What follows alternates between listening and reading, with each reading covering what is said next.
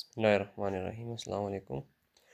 आज हमारा लेक्चर है इंट्रोडक्शन टू द पैथोलॉजी, जिसमें हम फंडामेंटल कॉन्सेप्ट ऑफ डिजीज़ के बारे में डिस्कस करेंगे कि whenever you are studying a disease, so different terms आपके सामने आएंगे। उस टर्म्स को हम कैसे आइडेंटिफाई करते हैं और उस टर्म्स को कैसे जो है हम समझ सकते हैं। तो आज के लेक्चर में हम तमाम वो बेसिक टर्मिनोलॉजीज़ को डिस्कस करेंगे। सो ये हमारे कोर्स का आज का आउटलाइन होगा कि बेसिक टर्मिनोलॉजीज़ हम डिस्कस करेंगे, कुछ अपोजिट्स वर्ड्स होंगे वो भी डिस्कस करेंगे, डिज़ीज़ की नेचर क्या होते हैं, डिज़ीज़ को हम नाम कैसे देते हैं, and some branch of the pathology. So from the very basics हम स्टार्ट लेते हैं कि जो हमारा मॉड्यूल है पैथोलॉजी, इसकी मानी क्या है, इसका मतलब क्या है। सो as we know that it is the combination of two Greek words, logos है, जिसका मतलब है study, and patho which mean suffering. लेकिन सफरिंग का मतलब होता है कि किसी चीज़ का हो जाना, लेकिन हमेशा हम इसको नेगेटिव के माने में लेते हैं। सो किसी बॉडी में कोई चीज़ अगर बुरा हो जाते हैं तो दैट इज़ द पैथो। अब बॉडी में गलत चीज़ का होना मतलब है बीमारी। सो आप कह सकते हैं कि pathology is simply the study of disease. बीमारी की स्टडी को हम पैथोलॉजी ही कहते हैं। अगर हम थोड़ा सा ब्रॉड चले जाते हैं तो उसमें हम ये डिस्कस करते हैं कि बॉडी के अंदर, चाहे वो सेल के लेवल पे हो, टिश्यू के लेवल पे हो, या आर्गन, या पूरी ऑर्गेनिज्म के अंदर अगर चेंजेस आते हैं तो उस चेंजेस की स्टडी को हम पैथोलॉजी कहते हैं। Alteration mean changes. The study of alteration occur when an abnormal influences affect cell, tissue or body. अब abnormal influences क्या हो सकते हैं जो कि changes body के अंदर लेकर आ सकते हैं। So it might be organism, bacteria, virus, fungus, parasites वगैरह, और टॉक्सिक मटेरियल हो सकते हैं। Toxic material can be from the outside या from the inside of the body, like for example body के अंदर हाइपरग्लाइसीमिया हो चुका है which is beyond the limit of normal range, तो हम कह सकते हैं कि this is now this sugar जो कि लिमिट से आउट है, अब ये एज अ टॉक्सिन एक्ट करते हैं। और इसी तरह अगर किसी अर्गन में डायरेक्टली ट्रामा हो जाए, वूंड बन जाते हैं, सो अगेन ट्रामाटाइज अर्गन जो है वो नॉर्मल फंक्शन परफॉर्म नहीं कर सकते। सो सिंपल बात यह है कि pathology is the study of disease, या pathology is the study of changes that occur within the body due to an abnormal influences.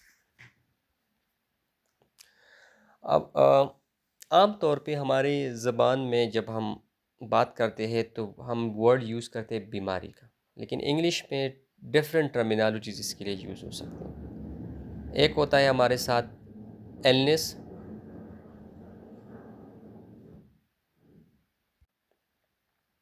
एक होता है हमारे साथ इलनेस, सिकनेस एंड डिजीज़। सो आम तौर पे इसकी जो मानी है वो एक जैसी आ जाती है, लेकिन actually they are different from each other. पहले हम इलनेस की बात करते हैं। So illness is a first person perspective, means कि एक बंदा है वो कहता है कि मुझे कोई बीमारी है। अब वो बाहर के बंदे को ये पता ही नहीं होता कि उसको एक्चुअली बीमारी है या नहीं, लेकिन जब वो आपकी अपना ख्याल हो, आपको बॉडी के अंदर कोई नॉर्मल फील हो रही है, ठीक है, तो जब आप ख़ुद को एक्सप्रेस करते हैं एज अ डिजीज़ पर्सन, सो हम कहते हैं दिस इज़ इलनेस। लेकिन अगर कोई और आपको डिजीज़ पर्सन कहते हैं, माशरे में कोई बंदा है वो आपको कहते हैं कि यार आप तो बीमार हैं, so actually this is the sickness, ठीक है।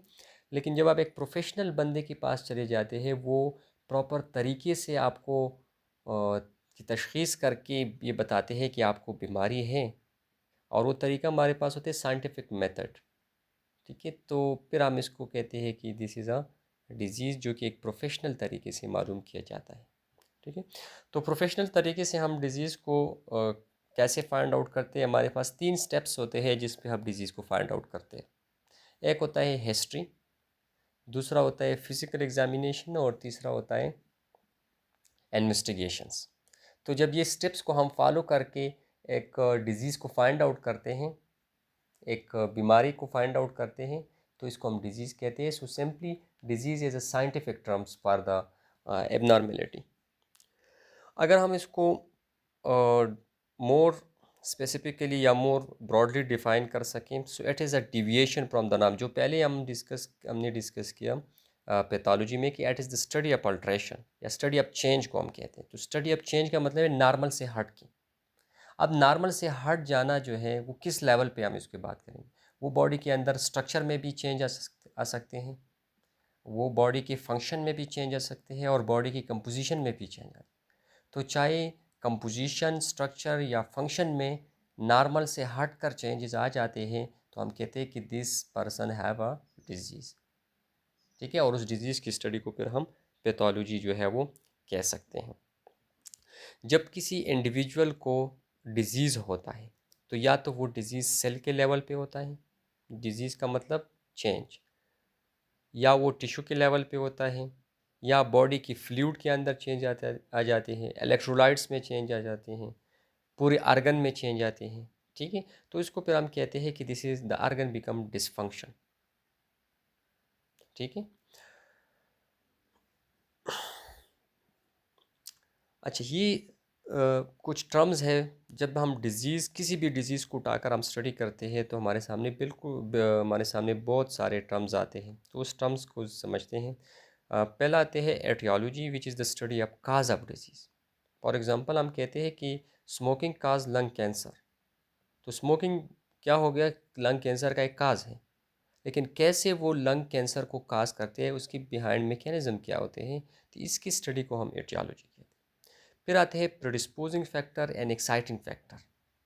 एक्साइटिंग फैक्टर वो होते हैं, और प्रोडिस्पोजिंग, दोनों काज ही को हम कहते हैं, लेकिन दोनों में फ़र्क है।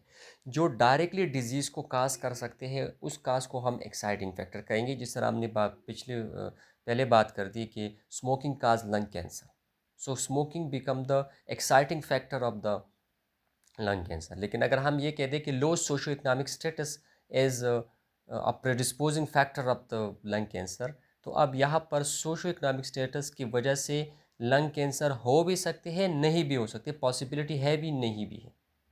ठीक है, तो जब डाउट आ जाते हैं किसी काज के अंदर, तो फिर हम उस काज को प्रोडिस्पोजिंग फैक्टर, या अल्टरनेटिव वर्ड में हम इसको रिस्क फैक्टर भी कह सकते हैं। डिजीज़ की जो आंसेट है होते हैं, आंसेट का मतलब होता है डिजीज़ जब स्टार्ट होते हैं, तो कोई कुछ डिजीज़ ऐसे हैं जो कि सडनली इनिशिएट होते हैं, फॉर एग्जांपल हार्ट अटैक। और कुछ डिसीज़ ऐसे होते हैं जो कि स्लोली, आहिस्ता आहिस्ता डेवलप होते जाते हैं, लाइक कैंसर। तो वो डिज़ीज़ जो कि स्लोली अनसेट होता है, उसको हम क्रॉनिक डिजीज़ कहते हैं, और जो रैपिडली, सडनली स्टार्ट होते हैं, that is called acute disease. Pathogenesis क्या होते हैं? तो जब एक डिज़ीज़ स्टार्ट होते हैं, डिज़ीज़ के स्टार्ट से लेकर डिज़ीज़ की एंड तक बीच में जो इवेंट्स होते हैं, उस इवेंट की स्टडी को हम कहते हैं पैथोजेनेसिस। एस्टिमेशन क्या, प्रोग्नोसिस क्या होते हैं? It is the estimation of result. Disease की एंड पे, यानी डिज़ीज़ जब ख़त्म होते हैं, तो it will take much more time. For example, आप किसी डॉक्टर के पास चले जाते हैं, वो आपको कहते हैं कि आपकी बीमारी की ठीक होने की 70% चांसेस, और 30% जो है ठीक ना होने के चांसेस। तो ये रिज़ल्ट आपको वो बताते हैं at the start of disease. वो बेसिकली एस्टिमेट करते हैं, उसके एक्सपीरियंस बेस पे वो कहते हैं कि इतना हो सकता है। सो ये आपको वो बताते हैं एस्टिमेशन, या साइंटिफिक टर्म इसके लिए यूज़ होता है प्रोग्नोसिस। कॉम्प्लिकेशन क्या होते हैं? सो एक डिज़ीज़ की वजह से जब दूसरा डिज़ीज़ स्टार्ट हो जाते हैं, फॉर एग्जांपल किसी को डायबिटीज़ है, और डायबिटीज़ की वजह से उसको किडनी फेलेवर भी हो गया। अब this kidney failure is known as the complication of diabetes. और क्लिनिकल सिग्निफिकेंस क्या होता है कि एक डिज़ीज़ के अंदर बॉडी की जो है चेंजेस किस लेवल पे आते हैं, ज़्यादा चेंजेस आते हैं, कम चेंजेस आते हैं। तो अगर चेंजेस ज़्यादा आते हैं, तो हम कहते हैं कि this disease is more clinically significant. और अगर डिज़ीज़ के अंदर चेंजेस कम आते हैं, तो we can say that the disease is less clinically significant.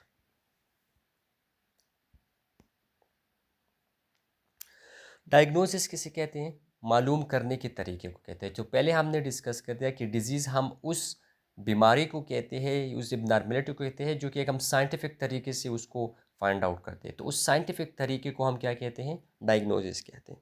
Morphology क्या होते हैं, स्ट्रक्चरल फीचर्स ऑफ डिजीज़, कि डिजीज़ के अंदर जो चेंजेस आते हैं बॉडी में, वो बॉडी हम कैसे उसको आइडेंटिफाई, वो स्ट्रक्चरली कैसे चेंजेस आएंगे। तो इसकी जो स्ट्रक्चरल चेंजेस आते हैं उसकी मालूम करने के तीन तरीके हैं। या तो हम जिंदा टिश्यू उठाकर देखकर उसको एग्ज़ामिन करते हैं, जिसको हम बायोप्सी कहते हैं। या हम जो है मुर्दा कोई डेड टिश्यू को उठाकर उसको देखते हैं, जो कि मोस्टली पोस्टमार्टम पे होते हैं, उसको हम ऑटोप्सी कहते हैं। और या हम बॉडी का एक फ्लूइड जो है, या एक सेल या एक स्क्रैप उठाकर उसको माइक्रोस्कोप के अंदर स्टडी करवाते हैं, तो उसको हम साइटोलॉजी कहते हैं। इन तीनों तरीक़ों में, चाहे बायोप्सी हो, साइटोलॉजी हो या ऑटोप्सी हो, उसमें हम क्या देखते हैं, फिज़िकल या स्ट्रक्चरल चेंजेस जो डिज़ीज़ के अंदर किसी टिश्यू में हो चुका होता है, उसको हम स्टडी करते हैं, and that is called morphology. अच्छा, नाउ डायग्नोज करने का जो तरीका हमने डिस्कस कर दिया, कि डायग्नोसिस के हमारे पास तीन तरीके होते हैं। एक हमने उसमें डिस्कस कर दिया कि हिस्ट्री पहला होता है, फिर फिज़िकल एग्ज़ामिनेशन होते हैं, और फिर जो है इन्वेस्टिगेशन होते हैं। तो जब हम हिस्ट्री किसी इंडिविजुअल से लेते हैं, तो हिस्ट्री के अंदर हम क्वेश्चनिंग आंसरिंग करवाते हैं। ये हो गया फिज़िकल एग्ज़ामिनेशन, और तीसरा है हमारे पास इन्वेस्टिगेशन, या हम इसको टेस्ट्स भी कह सकते हैं। तो हिस्ट्री में हम क्वेश्चनिंग और आंसरिंग करते हैं, ठीक है। एक पेशेंट है, वो आपके पास आ जाते हैं, तो वो आपको अपना जो उसका कंडीशन है उसके मुतालिक आपको बताते हैं कि मुझे ये प्रॉब्लम हो रही है। यानी सब्जेक्ट जो है, जो सब्जेक्ट हमारा होता है, जो पेशेंट हमारा होता है, वो ख़ुद बताते हैं कि मुझे ये प्रॉब्लम है, ठीक है। So these are called symptoms, जो सब्जेक्ट ख़ुद इंडिकेट करवाते हैं टू द प्रोफेशनल। और जब ऑब्जेक्टिवली कुछ पूछा जाता है, यानी सवाल करके उससे जो जो पूछा जाता है, ठीक है, उसको हम कहते हैं साइन। तो हिस्ट्री में हम साइन और सिम्टम्स इन दोनों को फाइंड आउट करवा देते हैं, ठीक है। यहाँ पर एक एग्जांपल दिया है मेनोपाज का। मेनोपाज के साइन भी बताए हैं और सिम्टम भी। फॉर एग्जांपल, एक पेशेंट आपके पास आ जाती है, female, after the age of 50। वो कहते हैं कि इरेगुलर पीरियड से उसको सेक्सुअल डिज़ायर उसका नहीं है, ठीक है, विजाइनल ड्राइनेस है, और उसको हॉट फ्लैशेस भी आते हैं। ये वो अपना कंडीशन आपको बता रहे हैं। तो प्रोफेशनल समझ जाते हैं कि इसको जो प्रॉब्लम है that is related to the menopause. तो वो उनसे क्वेश्चन करके इस चीज़ को कंफर्म करवाते हैं। और वो होता है, वो क्या क्वेश्चन करते हैं कि उस इंडिविजुअल से वो पूछते हैं कि आपका वेट गेन हो रही है या वेट लॉस हो रही है, और हेयर जो है वो उसका कंडीशन क्या है, हेयर लॉस हो। तो अगर वो इसको कंफर्म कर देते हैं इन साइंस को, तो डॉक्टर उसको लेबल करते हैं कि दिस पेशेंट हैव मेनोपाज, ठीक है। काज एंड एसोसिएशन किसे कहते हैं, तो ये पहले भी हम डिस्कस कर चुके हैं कि एक चीज़ जो कि directly related with the disease होते हैं, like smoking cause lung cancer. तो smoking is the cause of lung cancer, और डेफिनेटली लंग कैंसर होता है cause due to the smoking. लेकिन अगर हम कहते हैं कि low socio economic status is associated with the lung cancer, तो यहाँ पर हमारे चूँकि डाउट आ जाते हैं। तो जब डाउट आ जाते हैं तो उसको हम रिस्क फैक्टर या प्रिडिस्पोजिंग फैक्टर कहते हैं, और इन दोनों के दरमियान जो ताल्लुक़ बनता है that is called the association. तो हम ये नहीं कह सकते कि लो सोशो इकोनॉमिक स्टेटस काज लंग कैंसर, हम कहेंगे कि low socio economic status is associated with the lung cancer. तो काज और काजेशन और एसोसिएशन में फ़र्क ये है कि काजेशन डेफिनेटली जब एक चीज़ उसको डिज़ीज़ को काज करते हैं हम यूज़ करते हैं, और एसोसिएशन जब हमारे पास इसमें रिलेशनशिप आ जाते हैं, लेकिन रिलेशनशिप डाउट के ऊपर डिपेंड करते हैं, मबनी होती है, तो हम फिर एसोसिएशन का लफ्ज़ यूज़ करेंगे। टेस्ट के authentication, when we prescribe a test, तो हमारा कोशिश वो होता है कि हम highly sensitive and highly specific and reliable test को जो है प्रिस्क्राइब करें। तो आप ये सेंसिटिव टेस्ट किसे कहते हैं, स्पेसिफिक टेस्ट किसे कहते हैं, एंड रिलायबल टेस्ट किसे कहते हैं।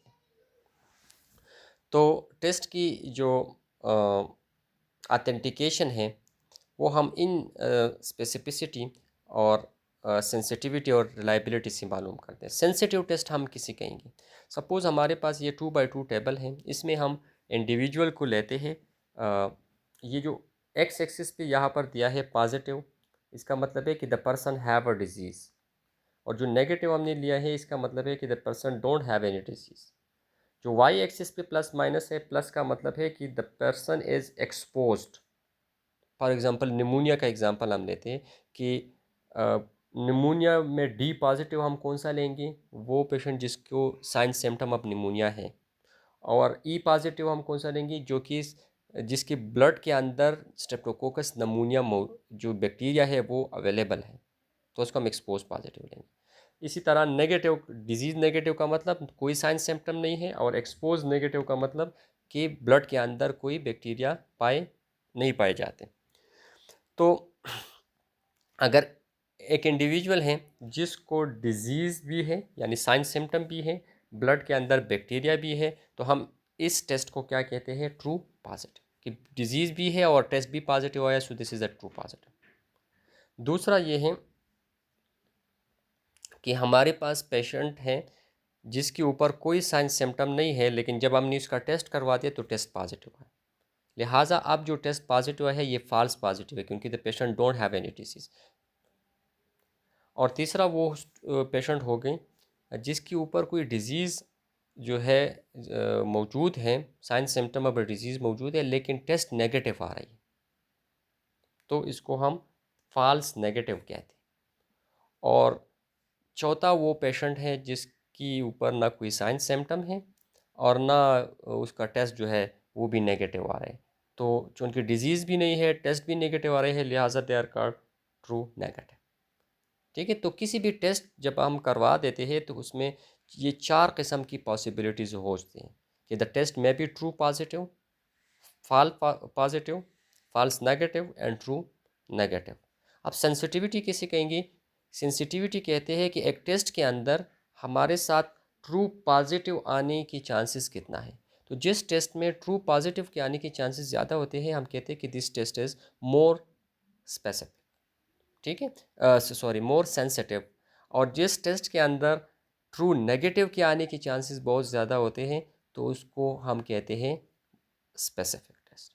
तो हम जब टेस्ट प्रिस्क्राइब करते हैं तो हमारा कोशिश ये होगा कि हम वो टेस्ट प्रिस्क्राइब करें जिसमें सेंसिटिविटी ज़्यादा हो और स्पेसिफिसिटी जो है वो भी ज़्यादा हो। फिर आते हैं रिलायबिलिटी। रिलायबिलिटी कहते हैं इस कंसिस्टेंसी को, कि एक टेस्ट है वो एक सेम टाइम पे आप बार बार करवाते हैं, वो आपको सेम रिजल्ट देता है, so this test is called reliable test. लेकिन अगर आप एक टेस्ट करते हैं, पहले एक तरह की वैल्यू आ जाते हैं, आफ्टर जब आप दोबारा उसको करते हैं तो उसका वैल्यू चेंज होते हैं, तीसरी बार उसका फिर वैल्यू चेंज होते हैं, सो इसमें कंसिस्टेंसी नहीं रहती, तो हम कहते हैं कि this test is less reliable.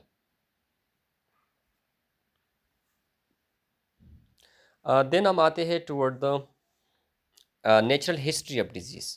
So natural history of disease का मतलब है कि वेनेवर कोई माइक्रो ऑर्गेनिज्म, कोई काजेटिव एजेंट बॉडी के अंदर चला गया, वहाँ से स्टार्ट होते हुए जब डिज़ीज़ ख़त्म हो गई, डिज़ीज़ जब ख़त्म होते हैं तो इसका मतलब है कि वो पेशेंट या तो ठीक हो गया है या वो मर चुका है। तो बैक्टीरिया की एंट्री से लेकर रिजल्ट तक जो बीच में टाइम होते हैं, उस टाइम के अंदर बॉडी के अंदर क्या क्या होते रहते हैं, they are called natural history of disease. इस नेचुरल हिस्ट्री ऑफ डिजीज़ को हमने डिवाइड किया है मुख्तलिफ पीरियड्स के अंदर। ब्रॉडली हम इसको डिवाइड करते हैं दो पीरियड्स के अंदर। एक को हम कहते हैं बल्कि तीन पीरियड्स के अंदर, एक को हम कहते हैं लेटेंट पीरियड, दूसरे को हम कहते हैं इन्फेक्शियस पीरियड, और तीसरा होता है non infectious period.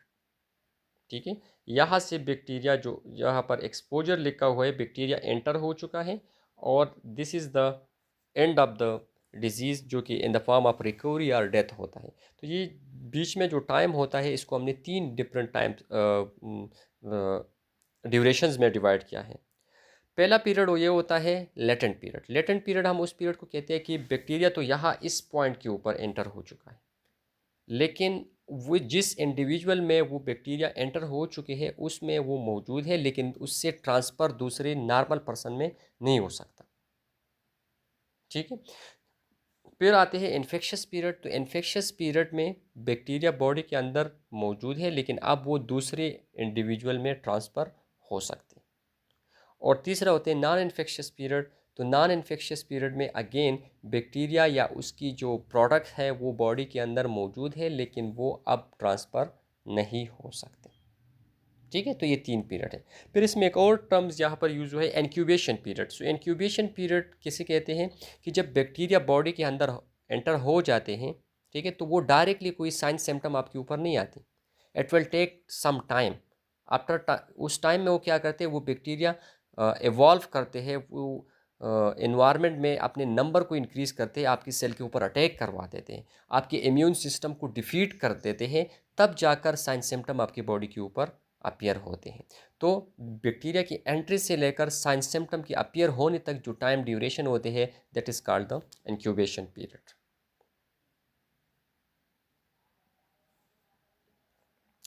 Now chain of infection की तरफ आते हैं। तो चेन ऑफ इन्फेक्शन का मतलब है कि जब एक इन्फेक्शियस डिजीज़ हम उस डिजीज़ को कहते हैं जो कि माइक्रो ऑर्गेनिज्म या पैथोजन की वजह से काज होते हैं। तो कैसे एक इन्फेक्शन इंडिविजुअल को हो सकती है, बीच में क्या क्या स्टेप्स को वो फॉलो करके इन्फेक्शन काज कर सकते हैं। तो ये एक चेन के फॉर्म में होते हैं। जब वो चेन पूरा एग्जिस्ट करते हैं तो हम कहते हैं कि इस बंदे को इन्फेक्शन हो सकती है। अगर चेन हम कहीं पर ब्रेक करवा दें, कहीं एक स्टेप हम उससे निकाल लेते हैं, तो इन्फेक्शन नहीं हो सकता। अब इन्फेक्शन चूँकि जिस तरह मैंने बात की कि it is cause by the pathogen, तो हमारे माशरे में बहुत सारे पैथोजन हर जगह पे अवेलेबल होते हैं, लेकिन तमाम लोग जो है वो बीमार नहीं होते। ठीक है, कुछ ही लोग जो है उसके ऊपर वो पैथोजन अटैक करके बीमारी काज कर सकते हैं। तो जिन लोगों के ऊपर वो अटैक कर सकते हैं उसको हम कहते हैं वल्नरेबल पॉपुलेशन, या उसको हम कहते हैं ससेप्टेबल होस्ट। ठीक है जी। और ससेप्टेबल होस्ट ज़्यादातर हमारे साथ कौन होते हैं? बच्चे होते हैं, या वो एडल्ट जिसका इम्यून सिस्टम कमज़ोर होता है, या ओल्ड एज। ये लोग जो है ससेप्टेबल होस्ट होते हैं हमारे साथ। Infectious agent which may be either bacteria, virus, parasite, fungus, कोई भी जो है वो हो सकते हैं। अब ये जो इन्फेक्शन एजेंट हैं ये कहाँ पर मौजूद होते हैं? तो जहाँ पर इसकी लिए फेवरेबल इन्वायरमेंट होते हैं वहीं पर ये अवेलेबल होते हैं। तो जहाँ उस फेवरेबल इन्वायरमेंट जहाँ पर वो माइक्रो ऑर्गेनिज्म रहते हैं उसको हम कहते हैं रिजर्वायर। फॉर एग्जांपल हम कहते हैं जो मलेरिया की काजेटिव एजेंट हैं प्लाज्मोडियम पैरासाइट, तो वो कहाँ पर रहते हैं? मार्शी प्लेसेस में रहते हैं। तो marshy places is the reservoir for the Plasmodium. फिर वो रिजर्वायर से यानी जहाँ पर वो रहते हैं उससे बाहर कैसे निकलते हैं? तो जिस तरीके से वो बाहर निकलते हैं फ्रॉम द रिजर्वायर उसको हम कहते हैं portal of exit. So portal of exit आपके साथ कुछ भी हो सकते हैं। फॉर एग्जांपल एक इंडिविजुअल में प्लाज्मोडियम मौजूद है, एक इंसान को मलेरिया हो चुका है तो उसकी बॉडी में प्लाज्मोडियम अवेलेबल होगी। तो अब इस कंडीशन में जो रिजर्वायर है वो इंसान ही है। अब इंसान से कैसे निकलेंगे? सो that will be the portal of exit. ठीक है, तो मोस्टली जो मलेरिया जो है वो निकलते हैं वो फ्रॉम द बॉडी फ्लूइड के थ्रू निकलते हैं, ब्लड के थ्रू निकलते हैं। तो bleeding is the portal of exit for the malaria. फिर वो ट्रांसमिट कैसे होगा नेक्स्ट इंडिविजुअल तक, वो कैसे ट्रांसमिट होता है?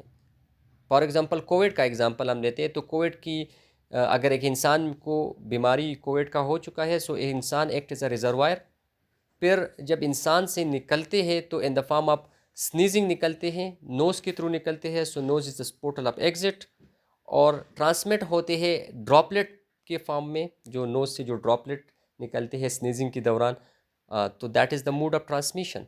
अब नया जो इंडिविजुअल जो ससेप्टेबल है होस्ट है हमारा, जिसके ऊपर उन्होंने अटैक करना है, वहाँ पर उसकी एंट्री भी रिस्पायरेटरी सिस्टम के थ्रू होते हैं। तो जो entry point in the new person होते हैं उसको हम क्या कहते हैं? Portal of entry. ठीक है, जब वो पोर्टल ऑफ एंट्री के थ्रू एंटर कर जाते हैं नई इंडिविजुअल में, और नई इंडिविजुअल की हमने डेफिनेशन करवा दी कि उसको हम ससेप्टेबल होस्ट कहते हैं। ससेप्टेबल होस्ट वो होते हैं जिसका इम्यून सिस्टम कमज़ोर होता है, और उसकी इम्यून सिस्टम को डिफीट करके उसकी बॉडी के ऊपर कंट्रोल ले लेते हैं, तो उसको डिजीज़ हो जाती है।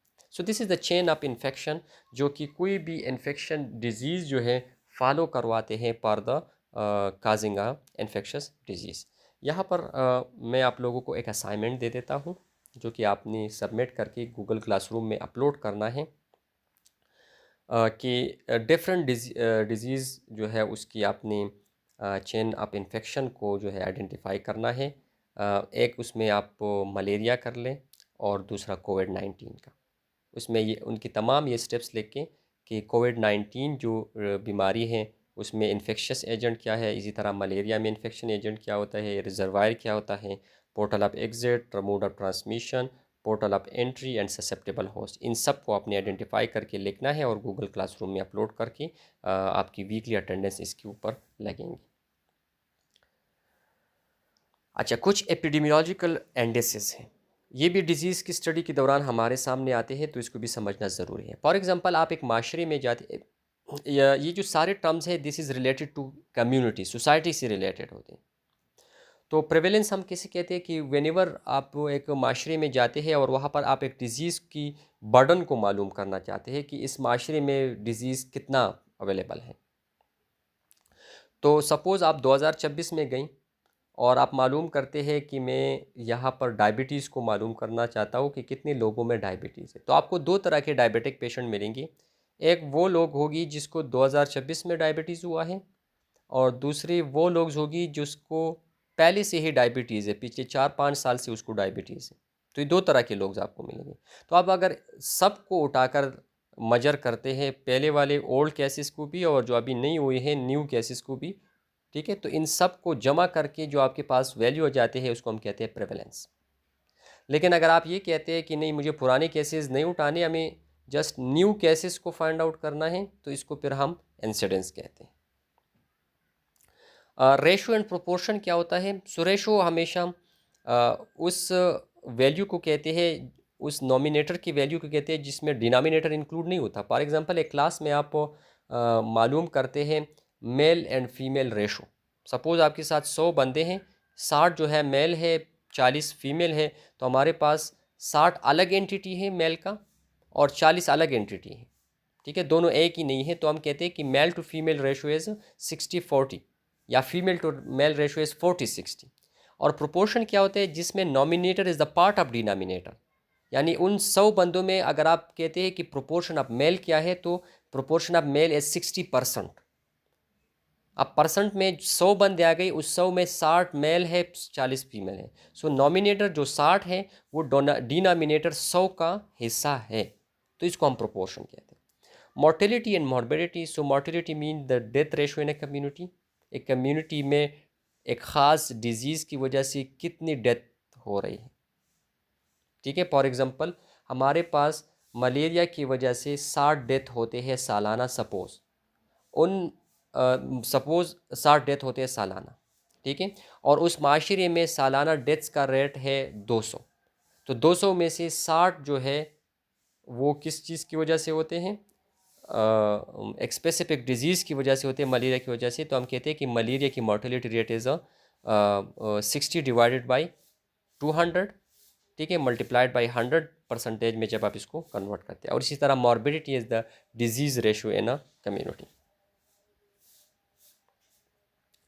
इसके बाद आप लोग अक्सर न्यूज़ में देखते हैं कि the disease become epidemic, pandemic, या किसी डिज़ीज़ का आउटब्रेक हो चुका है। तो इसका क्या मतलब होता है?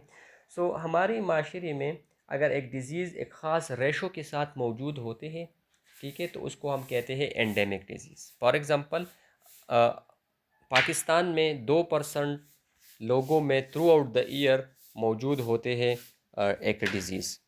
So this will be known as endemic disease, जो कि ख़ास, इसको हम कहते हैं एंडेमिक डिजीज़, जो कि ख़ास रेट के साथ मौजूद होते हैं एक माशरे के अंदर। अब इस ख़ास रेट के साथ एक डिज़ीज़ है, इसमें अचानक स्पाइक आ गया, इंक्रीज़ आ गया, लेकिन एक ख़ास लिमिटेड एरिया में आया।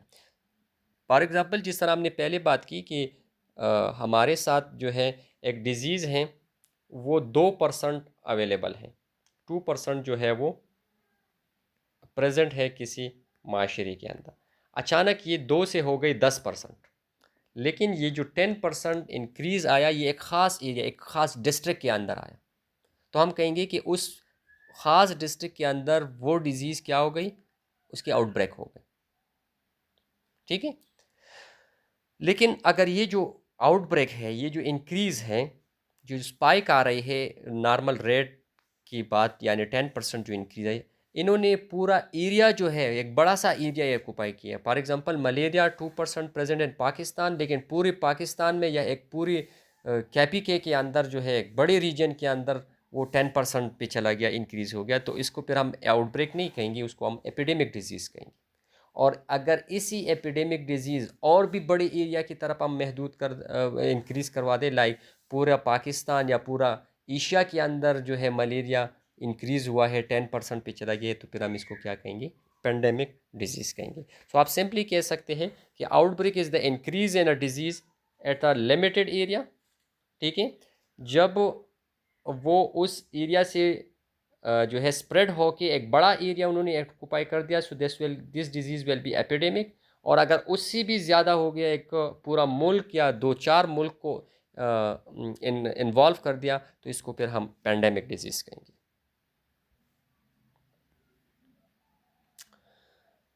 नाउ डिजीज़ को हम कैसे प्रिवेंट कर सकते हैं?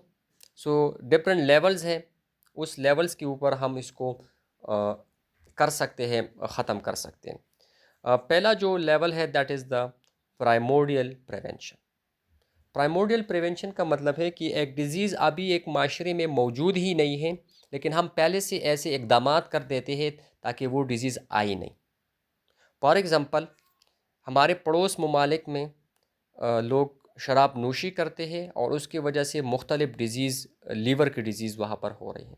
हमारे यहाँ कोई शराब नोशी भी नहीं करते और ना किसी को लीवर डिजीज़ हुआ है, लेकिन हमारे गवर्नमेंट ऐसी पॉलिसीज़ बना देते हैं ताकि कोई शराब नोशी करी ना, यानी उसके ऊपर सज़ाएँ मुकर्रर कर देते हैं कि अगर किसी ने शराब नोशी की तो उसको ये सज़ा होगी। अब ये जो सज़ाएँ मुकर्रर की जाती हैं, ठीक है, ये किस लिए, ताकि वो डिज़ीज़ यहाँ पर आ ही नहीं, उसका काज़ जो शराब है वो आई नहीं, ठीक है।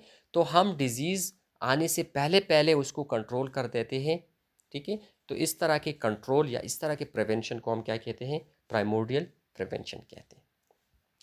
फिर प्राइमरी प्रिवेंशन आ जाते हैं। प्राइमरी प्रिवेंशन ये है कि माशरे में डिजीज़ आ चुके हैं और कुछ इंडिविजुअल को हुआ है, लेकिन बाकी लोग, सपोज़ 100 में से 2 बंदों को वो डिज़ीज़ हो चुका है और 98% जो है वो अभी भी डिज़ीज़ फ्री है, तो उस 98% में हम ऐसे इक़दामात कर देते हैं ताकि उसको वो डिज़ीज़ ना हो जाए। फॉर एग्ज़ाम्पल पोलियो हमारे माशरे में मौजूद है, प्रेजेंट है, लेकिन हर बच्चे को नहीं है, लेकिन हम क्या करवाते हैं, हर 5 साल से कम उम्र बच्चे को हम पोलियो की वैक्सीन पिलाते हैं ताकि उसको पोलियो ना हो जाए। इस तरह के प्रिवेंशन जो कि माशरे में एक डिज़ीज़ मौजूद है, लेकिन नॉर्मल इंडिविजुअल को हम उससे प्रिवेंट करते हैं, उससे दूर रखते हैं, इसको हम कहते हैं primary prevention. Secondary prevention is simply the treatment of disease. एक डिज़ीज़ किसी को हो गया, डॉक्टर के पास चला गया, उन्होंने उसी डिज़ीज़ को, बाकी कुछ नहीं, उसी डिज़ीज़ को ट्रीट कर दिया, so that is the secondary prevention. और टर्शरी प्रिवेंशन क्या है कि न उसमें न सिर्फ आप उस डिज़ीज़ को ख़त्म करते हैं, लेकिन उस डिज़ीज़ की वजह से जो कम्प्लिकेशन एराइज होते हैं उसको भी हम ख़त्म कर देते हैं। फॉर एग्ज़ाम्पल एक पेशेंट है, डायबिटिक है, डायबिटीज़ का अगर इलाज होता है एंटी डायबिटिक ड्रग्स के थ्रू, तो हम कहेंगे कि this is a secondary prevention. लेकिन अगर हम साथ में एंटी डायबिटिक ड्रग के साथ साथ हम जो है स्किन केयर के लिए भी ड्रग्स दे देते हैं, आई की फंक्शनिंग के लिए भी ड्रग्स दे देते हैं, और हम ऐसे मजर्स उसको बताते हैं कि उससे उसका शुगर लेवल और ज़्यादा ना हो जाए, तो इसको हम क्या कहते हैं, टर्शरी केयर कहते हैं, जिसमें न सिर्फ हम डिज़ीज़ को ट्रीट करते हैं बल्कि उसकी कम्प्लिकेशन को आने से भी रोकते हैं। अच्छा, अब डिज़ीज़ हमारे पास किस किस्म के होते हैं? तो जितनी भी डिज़ीज़ अवेलेबल है वो 4 किस्म के हो सकते हैं। पहला उसमें है इन्फ्लेमेटरी डिजीज़, दूसरा है ट्रॉमेटिक, तीसरा है न्यूप्लास्टिक और चौथा है डिजेनरेटिव। इन्फ्लेमेटरी डिजीज़ क्या होते हैं? हमारे बॉडी के ऊपर किसी फॉरेन बॉडी जो है उन्होंने अटैक कर दिया है, तो फॉरेन बॉडी के ख़िलाफ़ कौन सा सिस्टम हमारा एक्टिवेट होगा? हमारा डिफेंस सिस्टम एक्टिवेट होगा, which is most probably the WBC या एंटीबॉडीज़, ठीक है। दोनों के बीच में फ़ाइट होगी और फाइट के नतीजे में हमारा इम्यून सिस्टम कोशिश करेंगे कि वो जो फॉरेन बॉडी आई है उसको एक्सपेल आउट कर दें। लेकिन जब उसको एक्सपेल आउट करते हैं तो साथ में जिस सेल के ऊपर उन्होंने अटैक किया होता है वो भी डेड होते रहते हैं। तो अक्सर वो जो नॉर्मल सेल है वो इतनी ज़्यादा डेड हो जाते हैं कि this can cause a dysfunction या डिजीज़ काज करते हैं। तो इस तरह की डिजीज़ जो कि इम्यून सिस्टम की reaction against the foreign body की वजह से अराइज होते हैं, this type of disease is called inflammatory disease. और इन्फ्लेमेटरी डिजीज़ को मालूम करना बहुत ही आसान है कि इस तरह की डिजीज़ में पस बनता है बॉडी के अंदर। पस क्या होते हैं? This is the combination fluid होते हैं जो कि मुख्तलिफ़ चीज़ों के कम्बिनेशन से बनता है।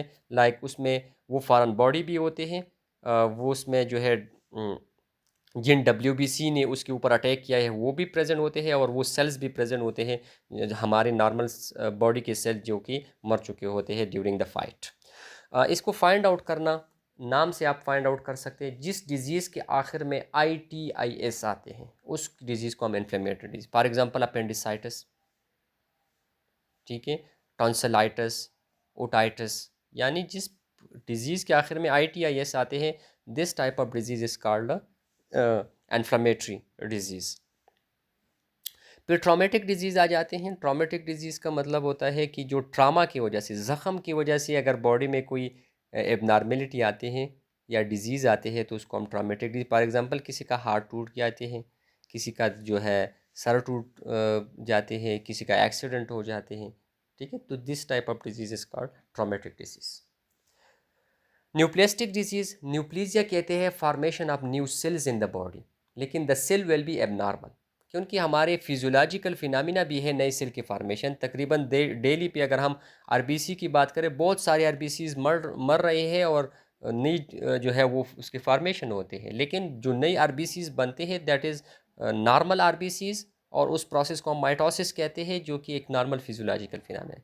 लेकिन अगर हमारे साथ एबनॉर्मल नई सेल्स बनते हैं, सो दैट न्यू से abnormal new cell is called neoplastic cells या कैंसर सेल आपको कहते हैं। तो उस डिजीज़ जो कि नई एबनॉर्मल सेल के फॉर्मेशन की वजह से प्रोड्यूस हो रही है उसको हम न्यूप्लास्टिक डिजीज़ कहते हैं। और डीजेनरेटिव डिजीज़ आर दो डिजीज़ जिसमें आर्गन की डीजेनरेशन होती है, रेग्रेशन होते हैं। फॉर एग्जांपल ऑस्टियोपोरोसिस जिसमें बोन की डीजेनरेशन होते हैं, या ऑस्टियोआर्थराइटिस जिसमें जॉइंट्स की डीजेनरेशन होते हैं। अच्छा, डिजीज़ को हम नाम कैसे देते हैं? ठीक है, आपके सामने मल्टीपल डिजीज़ आएंगे और उसके सामने 7 नाम होंगे, तो इसका मतलब क्या होता है? So the first disease is primary या idiopathic disease.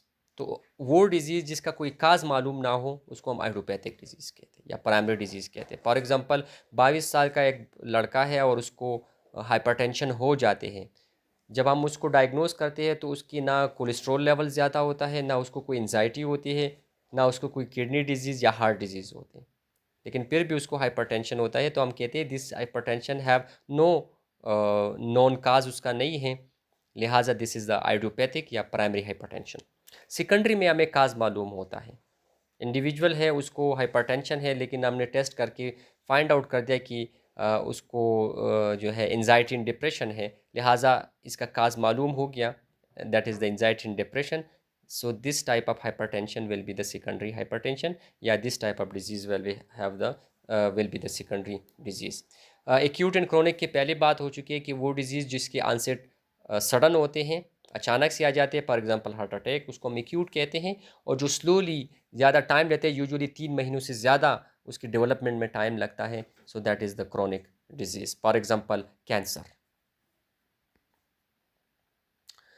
Benign and malignant, ये दो अपोजिट टर्म्स हैं। बिनाइन वो डिजीज़ होते हैं जो जहाँ पर काज होते हैं उसी जगह तक कन्फाइंड रहते हैं, फैलते नहीं हैं। और मलिग्नेंट वो डिजीज़ होते हैं जो जहाँ पर प्रोड्यूस हो जाते हैं वहाँ से वो स्प्रेड होते जाते हैं। सिंड्रोम आ जाते हैं। Syndrome is the collection of disease या कलेक्शन ऑफ साइन सिम्टम, लेकिन that sign symptom will be related to a single system. ऐसा नहीं है कि एक इंडिविजुअल है उसका जो है ब्रेन ट्यूमर भी है, उसको उसकी जो है हार्ट डिजीज़ भी है, उसको निमोनिया भी है, उसको किडनी फेलियर भी है। तो मल्टी डिजीज़ तो मौजूद है, मल्टीपल साइन सिम्टम इसकी होंगी, लेकिन चूँकि डिफरेंट सिस्टम है लिहाजा इसको हम सिंड्रोम नहीं कह सकते, इसको हम मल्टी मॉर्बिडिटी कह सकते हैं।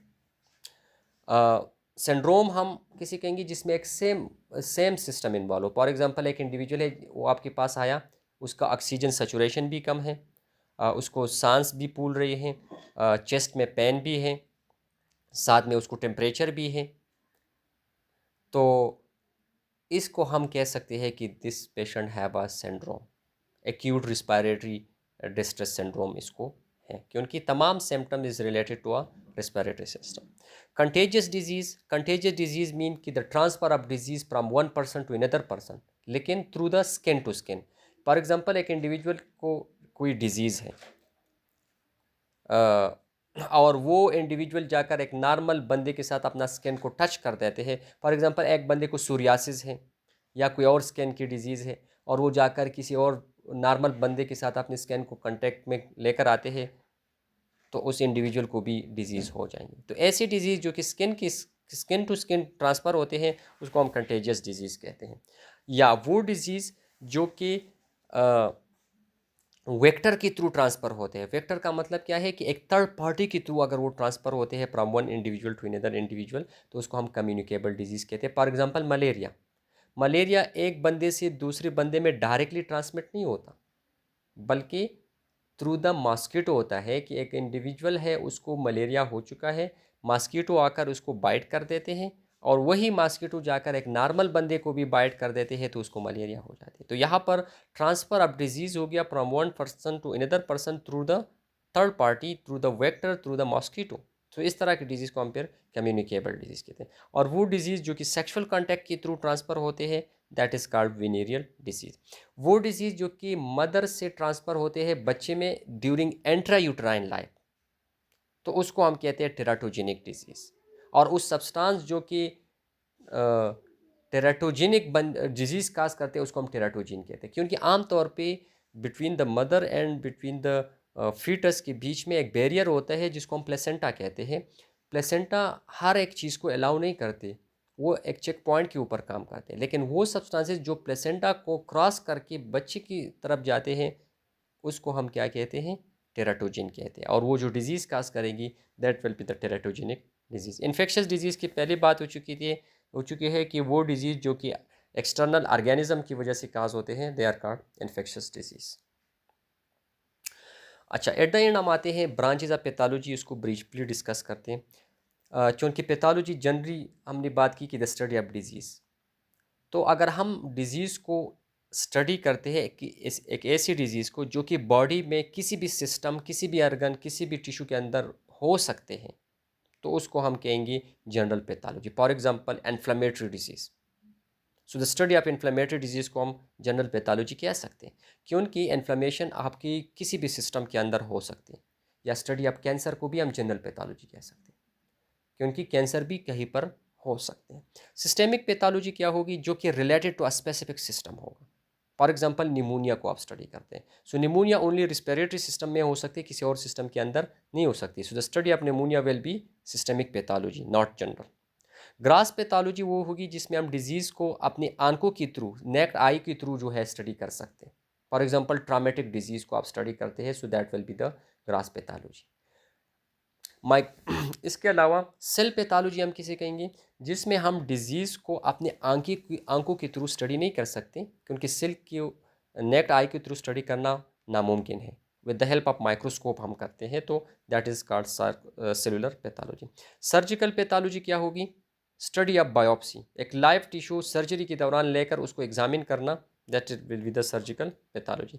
Clinical and chemical pathology, clinical pathology क्या होती हैं कि हम बॉडी की फ्लूइड लेकर उसको स्टडी, उसके अंदर डिजीज़ को स्टडी करते हैं, so that will be the clinical pathology. Body fluid में आप ब्लड भी ले सकते हैं, आप वो यूरिन भी ले सकते हैं, आप CSF भी ले सकते हैं, आप सीमेन कुछ भी ले सकते हैं। केमिकल पैथोलॉजी में हम बॉडी की जो केमिकल है उसकी लेवल देखते हैं कि the chemical are in the normal range or abnormal range. For example, sodium जो है नॉर्मल रेंज से ज़्यादा हुआ है या कम हुआ है, तो दोनों जो है आपको डिजीज़ इंडिकेट करते हैं। तो जब आप ऐसी डिजीज़ को स्टडी करते हैं with the help of the chemical levels, उसको हम केमिकल पैथोलॉजी कहते हैं। देन इम्यून पैथोलॉजी, वो डिजीज़ जो कि इम्यून सिस्टम से रिलेटेड हो, उसको हम क्या कहते हैं? उसकी स्टडी को हम इम्यून पैथोलॉजी कहते हैं। फॉर एग्जांपल, रूमेटिक डिजीज़, जिसमें इम्यून सिस्टम इन्वॉल्व होता है। पैथोफिजियोलॉजी क्या होते हैं? कि जब हमारे पास डिजीज़ हो जाते हैं, तो बॉडी के अंदर फंक्शन में चेंजेस आ जाते हैं। ठीक है। उस जो चेंज फंक्शन होते हैं उसकी स्टडी को हम पैथोफिजियोलॉजी कहते हैं। फॉर एग्जांपल, एक हमारा हार्ट है, ठीक है, वो नॉर्मली फंक्शन परफॉर्म कर रहे हैं। अब इसको हो गया डिजीज़, हार्ट डिजीज़ हो गया, और हार्ट डिजीज़ की वजह से अब हार्ट जो है वो ज़्यादा तेज़ जो है बीट कर देते हैं। तो हार्ट अब भी फंक्शन करवा रहे हैं लेकिन एबनॉर्मल फंक्शनिंग करवाते हैं। तो the study of that abnormal function after a disease, इसको हम क्या कहते हैं? पैथोफिजियोलॉजी। और जियोग्राफिकल पैथोलॉजी वो डिजीज़ जो कि ख़ास माशरे से रिलेटेड होते हैं। फॉर एग्जांपल, हम कहते हैं कि मलेरिया जो है वो अमेरिकन कंट्री में बहुत ज़्यादा होते हैं। सो अगर हम मलेरिया को रिलेट करवाते हैं विद अफ्रीकन पॉपुलेशन या अफ्रीकन कंट्रीज़, सो इसकी स्टडी को फिर हम जियोग्राफिकल स्टडी, या डेंगू को हम इंडिया के साथ मैच कर देते हैं, कोविड को हम चाइना के साथ मैच करते हैं। ठीक है, तो इस तरह की स्टडी, डिजीज़ की स्टडी जो कि एक ख़ास माशरे से हम लिंक करवाते हैं, इसको हम कहते हैं geographical pathology. So this is the end of today's lecture. ये आप लोगों की पहली वीक का कोर्स है, ठीक है। इसको स्टडी कर ले, कोई भी क्वेश्चन हो तो यू कैन आस्क, और जो असाइनमेंट दिया है उसको आप गूगल क्लासरूम पे जो टाइम एंड डेट दिया गया है उससे पहले पहले अपलोड कर दें। Thank you very much. अल्लाह हाफिज़।